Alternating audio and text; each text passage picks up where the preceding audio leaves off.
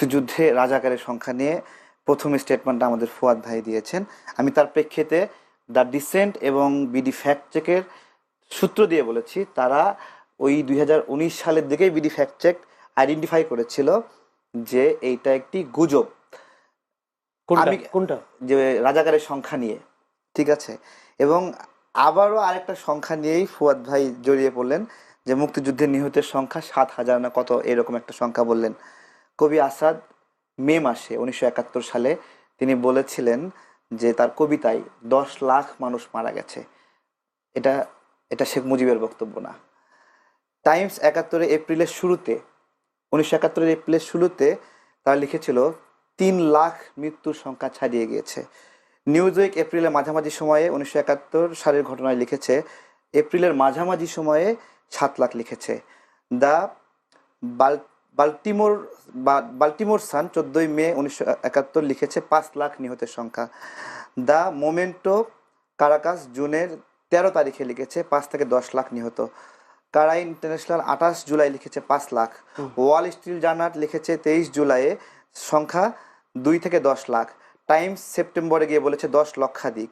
The Hampstead and hi tech তারা লিখেছে যে 1971 1 অক্টোবরে 20 লক্ষ শহীদের সংখ্যা। ন্যাশনাল জিওগ্রাফি 1972 সালে সেপ্টেম্বরে লিখেছে শহীদের সংখ্যা 30।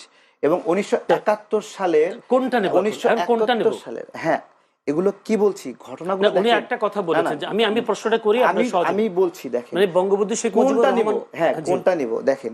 এখানে ঘটনা তথ্যগুলো আসছে এপ্রিল, মে, সেপ্টেম্বর, অক্টোবর, দিন যাচ্ছে সংখ্যা 2 লাখ থেকে 5 লাখ, 5 লাখ থেকে 7 লাখ, 7 লাখ থেকে 10 লাখ, এইভাবে ডিসেম্বরের আগেই এই স্টেটমেন্টটা আসছে। দেখেন 1 October 1971 the Hampstead and Highgate Express বলছে যে শহীদের সংখ্যা 20 লক্ষ। 1972 সালের সেপ্টেম্বরে ন্যাশনাল জিওগ্রাফি লিখছে শহীদের সংখ্যা 30 লক্ষ। অর্থাৎ 30 লক্ষ সংখ্যাটা শেখ মুজিবুর রহমানের বানানো কোনো তথ্য না। আমার প্রশ্ন সেটা না, উনি একটা কথা বলেছেন তালিকাটা করা হলো না কেন। হ্যাঁ উনি বলেছে তালিকাটা করা হলো না কেন। এর ব্যর্থতা কার দিবেন? এটা তো আমাদের, এটা আমার ব্যর্থতা, এটা ফুয়াদ ভাইয়ের ব্যর্থতা, এটা আওয়ামী লীগের ব্যর্থতা, এটা বিএনপির ব্যর্থতা না। আমরা এটা নিয়ে জোর দাবি করি নাই, আমরা জানতে চাই না, এটা আমরা জোর আওয়াজ তুলি নাই, সবাই বলি নাই। যারা দায়িত্ব ছিল তারা করে নাই। বিএনপি দায়িত্ব ছিল, জামাত দায়িত্ব ছিল, আওয়ামী লীগ দায়িত্ব ছিল, বিভিন্ন সময় ক্ষমতা ছিল, এরশাদ ছিল, কেউই করে নাই বলেই বিতর্ক। কিন্তু বিতর্ক হলেও ঐতিহাসিক সাইন রয়ে গেছে সংখ্যাটার। 17 ডিসেম্বর থেকে শুরু করে শেখ মুজিবুর রহমান 9 জানুয়ারি বাংলাদেশে পদার্পণের আগ পর্যন্ত 30 লক্ষ সংখ্যাটি না হলেও 1 ডজন পত্রিকায় আসছে। আমি একটা নতুন প্রশ্নে যাই। 7,000 বলাটা একটা অন্যায়। আমি একটা নতুন প্রশ্নে যাই। তারেক রহমান, আজকে রেজা কিবরিয়া, সাবেক অর্থমন্ত্রী শাহ এম এস কিবরিয়ার ছেলে রেজা কিবরিয়া বিএনপিতে যোগদান করেছেন। তো বিএনপি মহাসচিব মির্জা ফখরুল ইসলাম আলমগীর বলেছেন যে বিএনপিতে যোগদানের হিড়িক পড়ে গেছে। কেউ কেউ আপনাকে বলে যে জামায়াতের বিপক্ষে কথা বলেন, অন্যান্য দলের বিপক্ষে বলেন, বিএনপির পক্ষে কোনো কথা বলেন না। আপনি কবে যোগ দিচ্ছেন বিএনপি? আচ্ছা, প্রথমত হলো বিএনপি যে জায়গায় কাজ করে আমরা ভিন্ন জায়গায় কাজ করি। কাজের অনেক কিছু মিল আছে, জাতীয়তাবাদের বিষয়ে মিল আছে, আধিপত্যবাদ বিরোধী, আগ্রাসন বিরোধী বিষয়গুলোতে মিল আছে, কিন্তু আমাদের ভিন্ন ভিন্ন ন্যারেটিভ আছে। তাদের যেরকম 31 দফা আছে, আমাদের এরকম 10 দফা আছে, সেগুলো দেখলে আলাদা। এবং আমরা এই ভিন্ন চিন্তা নিয়ে রাজনীতি করতে চাই। এমনকি আমরা ধানের শীষ প্রতীক নিয়েও মানে হলো যদি সুযোগ আসে, আমাদেরকে যদি তারা জোটের অংশ হিসেবে যদি বলে যে এটা আপনারা করেন, তাহলে না আমাদের এখন না, আরো 2 মাস 3 মাস আগে থেকে আমরা বলে তাদের সাথে যুক্ত হতে হবে। আগে আমরা তো তাদের সাথে যুগপৎ আন্দোলনে একসঙ্গে ছিলাম। না আমি নির্বাচনের বিষয়ে আমাদের তো ছোট সংগঠন, এই ছোট সংগঠনে তাদের দরকার হবে কিনা সেটাই একটা বিষয়। ঠিক আছে, সেই কারণে কি আপনারা সবসময় বিএনপি পক্ষে কথা বলেন? না অনেকেই বলে। আমি যদি দেখেন নেওয়ার জন্য নেওয়ার জন্য বিষয়টা না। বিএনপি একটা বড় দল। আমি বলছি আমাদের আমজনতা দল একটা ছোট সংগঠন। এটা ছোট ছোট জায়গায় ভূমিকা রেখেছে। গণ অভ্যুত্থানের মধ্যে আমাদের 7 জন মানুষ মারা গেছে। 100-এর উপরে আহত হয়েছে। আমরা আমাদের জায়গা থেকে ছোট ছোট জায়গায় চেষ্টা করি, ঠিক আছে। আপনারা হলো আপনাকে BNP নির্বাচন করতে কে পারবেন, আপনি নির্বাচন করতে হ্যাঁ পারবেন অবশ্যই আমরা চাই নির্বাচন করতে। মানে স্বতন্ত্র? আমাদের নিবন্ধন নিয়ে অনেক জটিলতা হচ্ছে, আচ্ছা। আমরা চেষ্টা করছি নিবন্ধনটা পাওয়ার। নিবন্ধন পেলে আমরা সারা দেশেই সকল জায়গা থেকে প্রার্থী দেব, এবং আমাদের আমাদের এটা আমাদের একটা খুব আবেদন, আমাদের নিবন্ধনের এই জটিলতাটা শেষ হয়ে যাক। এবং আমরা বিএনপিকে কেন সমর্থন করি সেটা জিজ্ঞাসা করেছিলেন। প্রথমত জাতীয়তাবাদী দলের চিন্তাগুলো আমাদের ভালো লাগে, ঠিক আছে, সে জায়গা থেকে। এবং এছাড়া বিএনপির বিদেশ ভক্তি কম, যেটা অন্যান্য দলগুলো বিদেশি শক্তির সাথে বেশি বেশি মিটিং করে, আলোচনা করে, সে জায়গা থেকে বিএনপির এই প্রবণতা কম হওয়ার কারণে আমরা বন্ধু হিসেবে নতুন একটা প্রশ্ন যাই। তারেক রহমান, আপনি কোন কোন সময় বলেছেন যে জামায়াত বেশি আসন পাবে না বিএনপিকে ছাড়া, এরকম একটা বক্তব্য আপনার ভাইরাল দেখেছি, কিন্তু বিভিন্ন জরিপ বলছে জামায়াতের আসন বাড়বে। আপনার বক্তব্যটা কি? আসলে জামায়াত কয়টা আসন পাবে? আরো তো নতুন নতুন পার্টি আসছে, এবি পার্টিও হলো, তারাও নির্বাচন করবে। এনসিপি তো আর করে জুলাই অভ্যুত্থানের একটা নেতৃত্বে দেওয়া সংগঠন, তারা কতগুলো আসন পাবে বলে মনে হয়? জি, সোশ্যাল মিডিয়ার কল্যাণে ঢাকা ভিত্তিক যে ইস্টাবলিশমেন্ট, সেখানে সোশ্যাল মিডিয়াতে যারা ভালো করবে তারা নির্বাচনেও ভালো করবে। কিন্তু ঢাকার বাহিরে প্রান্তিক পর্যায়ে যে রাজনৈতিক ইস্টাবলিশমেন্ট, সেখানে আপনার হলো অনেক কঠিন হিসাব নিকাশ। সেখানে ফ্যামিলি লিগ্যাসি আছে, রাজনৈতিক লিগ্যাসি আছে, এবং আপনার দীর্ঘ সময়ের জনগণের সাথে একটা বন্ধুত্বের আছে। জামাত তো নিজেকে জামাত হিসেবে বলতোই না আগে, তারা আবার ভোট চাইতে গেলে কি পরিচয় ভোট চাইতে যাবে? সেই জায়গা থেকে বলছি, যারা নিজেদের পরিচয়টাই দিতে শঙ্কাবোধ করতো আগে, তারা হঠাৎ করে 2-4 মাস, 5 মাস, 6 মাসের ক্যাম্পেইনে সব উল্টায় ফেলবে। এখান থেকে আমার যে তারা ফেসবুকে অনেক হাইপ তুলতে পারে, কৃত্রিমভাবে জনপ্রিয়তা দেখাতে পারে, কিন্তু এর মানে পাবলিক কনসার্ন না। আর 1971 সালের এই বিষয়টা অনেকে বলতে পারে যে এগুলো আর প্রয়োজন নাই, এগুলো এখন কেন বলছি, নতুন করে সাজাইতে হবে।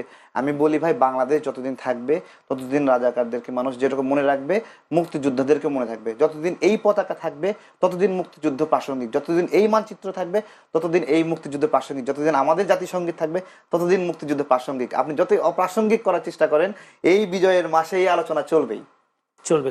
আপনি আসনের কথা বললেন না, আপনি তো বলেছেন কোন আসনে নির্বাচন মানে করব। কে কে আসনটা কয়টা, ওরা কয়টা আসন পাবে, আপনি যদি দাঁড়ান বা আপনার দল যদি দাঁড়ান, আপনারা কয়টা আসন পাবেন? না, আমাদের একটা জায়গাতেও জয়ী হওয়ার সম্ভাবনা নাই, ঠিক আছে।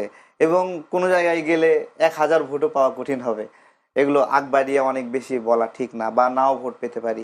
আমাদের যেটা সোশ্যাল মিডিয়ায় কিছু মানুষ চেনে জানে, কেউ গালি দেয়, কেউ ভালোবাসে, এই মাঝামাঝি একটা অবস্থানে প্রাইমারি লেভেলে আছি। আমাদের জন্য নির্বাচন অনেক পরে হলেও ভালো হতো, আমরা আরো কাজ করার সুযোগ পেতাম। কিন্তু আমরা দেখছি যে দেশটা স্থিতিশীল হলে ভালো হয় দেশের জন্য, সে জায়গা থেকে নির্বাচনের গুরুত্ব নিয়ে আমরা কথা বলছি।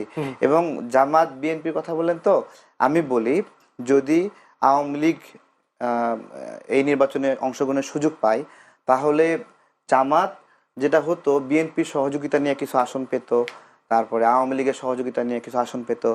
এই সময়টাতে সে একা একা, এবং এই কারণে তাদের কিছু সমন্বিত ভোট থাকতে পারে, কিন্তু জয়ী হয়ে আসার মতো ফিটনেস খুব দুর্বল। যে কারণে তাহের সাহেব জয়ী হতে তো অনেক অনেক জয়ী না, মানে একটা আসনে এমপি হওয়ার জন্য যতটুকু। যেমন তাহের ভাই শেষে সে বিনয়ের সুরে বলছে যে মুজিব ভাই তো এখন নাই, মুজিব ভাইয়ের ভোটগুলো আমারে দিয়েন। তাদের অসহায়ত্বের জায়গাটা বুঝতে হবে, যে তাদের বিজয়ী হওয়ার জন্য, অ্যাসেসমেন্ট হচ্ছে জামাতের খুব তাদের বিজয়ী হওয়ার জন্য আওয়ামী লীগের ভোট প্রয়োজন, জাতীয় পার্টির ভোট প্রয়োজন।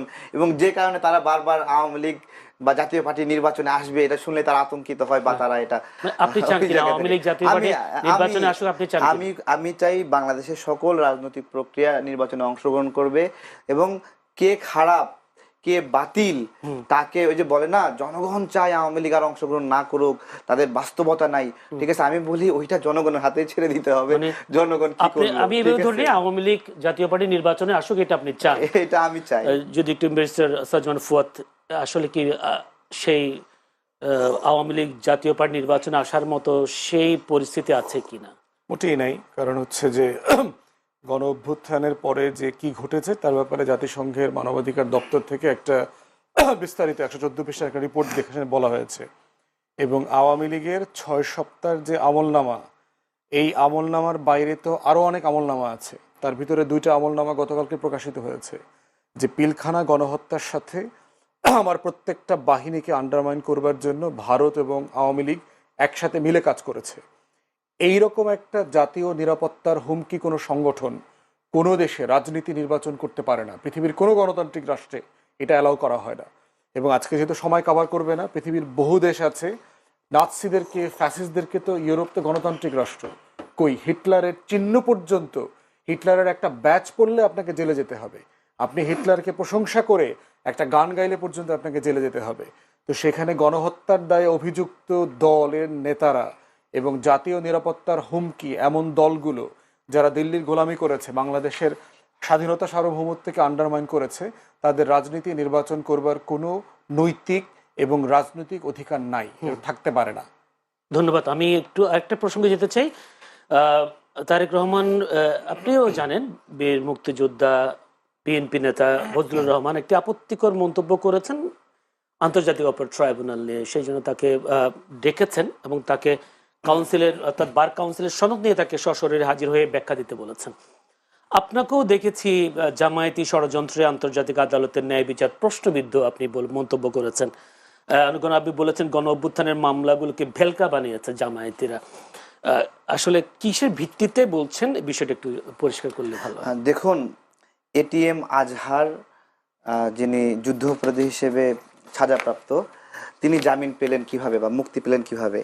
এটা ওনার মুক্তির আগে জামাতে ইসলাম অনেকগুলো আন্দোলন করেছে, এক প্রকারান্তে একটা আন্দোলন কেন্দ্রিক চাপ সৃষ্টি করেছিল আদালতের ওপরে।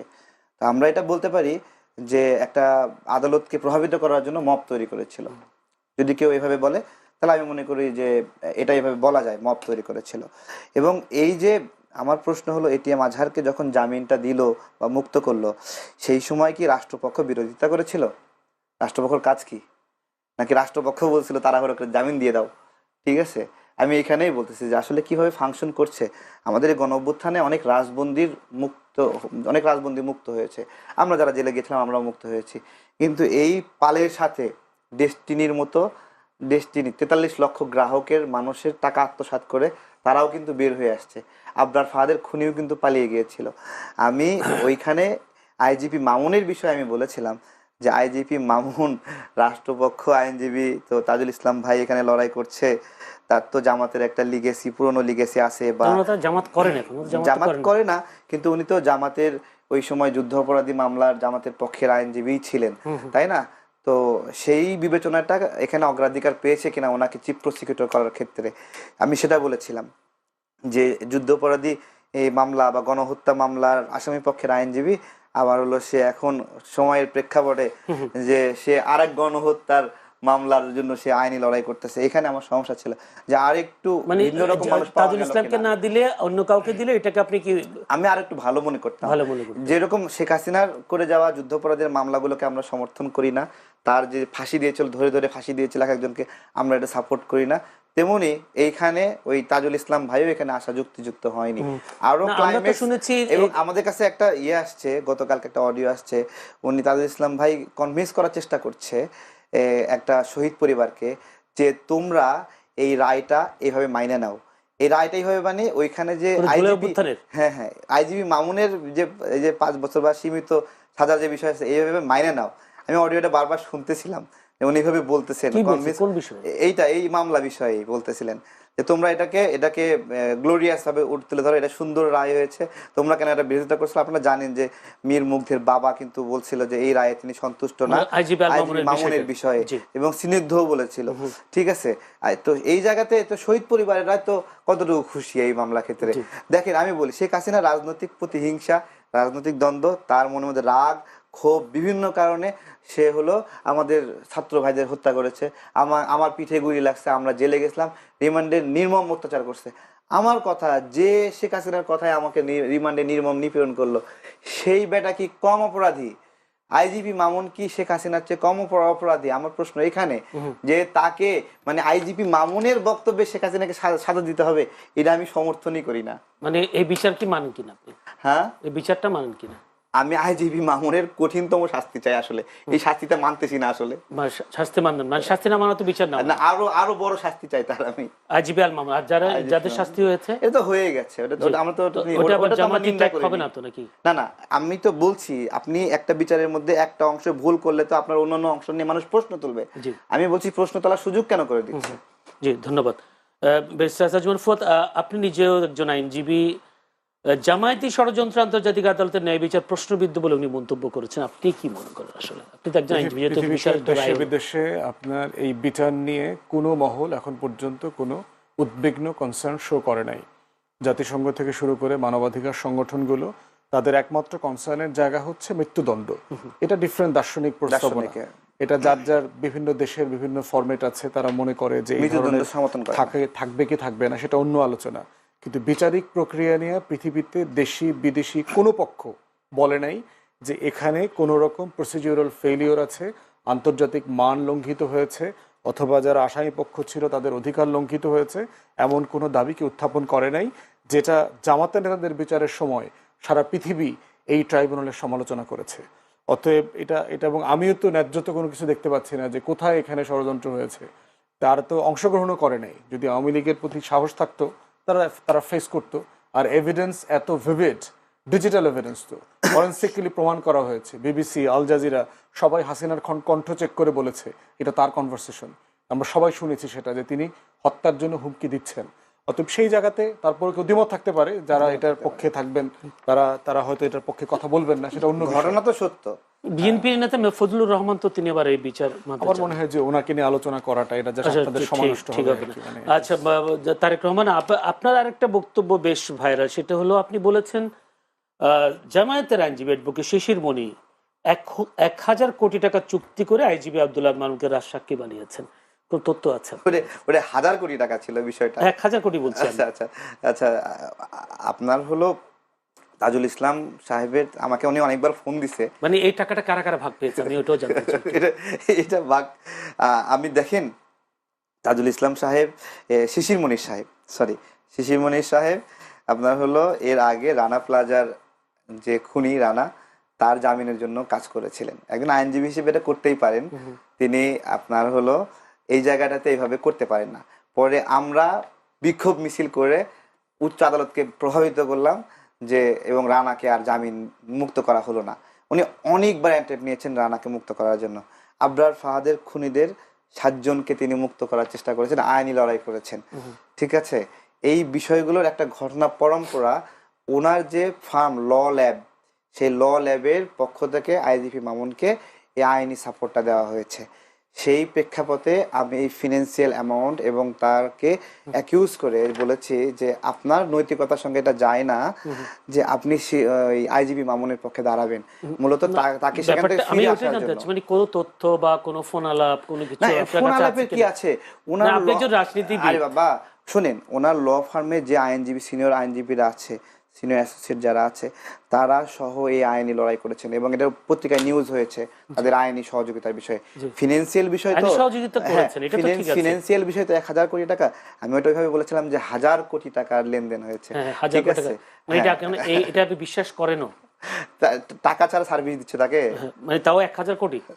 আমি মনে করি আইজিপি মামুনের জীবনের মূল্য 1000 কোটি টাকার চেয়ে বেশি। আরেকটা বক্তব্য আপনার হচ্ছে, সেটা হচ্ছে আইজিপি আল মামুন জামিনে পেয়ে দেশ ছেড়ে পালাতে পারে, সেই কারণে ঘুম ভেঙে দেখবেন যে চলে তাজুল গেছে। ইসলামকে ধরবেন, এবি পার্টিকে ধরবেন, এরকম একটা কথা। সবাইকে ধরবো, ঠিক আছে, যদি আইজিপি মামুন পালায় যায়, ঠিক আছে, সবাইকে ধরবো, কাউরে ছাড়বো না। তাজুল ইসলামকে ধরবেন, সবাইকে। ওনারা আইনি প্রক্রিয়া আছে, উনি যদি ছাড়া পেলে এই ক্ষমা, এই এই এই স্বল্প শাস্তি আমরা মানছি না, তো বুঝছোটাকে বলছি। জি, এবি পার্টিকেও ধরবেন, সবাইকে ধরবো, সবাইকে। যারা যারা বিচারিক প্রক্রিয়া আছে। আপনি কি মনে করেন সৈয়দ ভাই? হাস্যকর, মানে এই বিষয়গুলো নিয়ে কথা বলা মানে জাস্ট খুব লো লেভেল কনভারসেশন আর কি, এগুলোতে এঙ্গেজ হওয়া আর কি। Simply doesn't go with it. Okay, thank you. Thank you. ধন্যবাদ। আসলে আমাদের কাছে সময়ও বেশি কম, একবারে শেষ পর্যায়ে চলে এসেছি।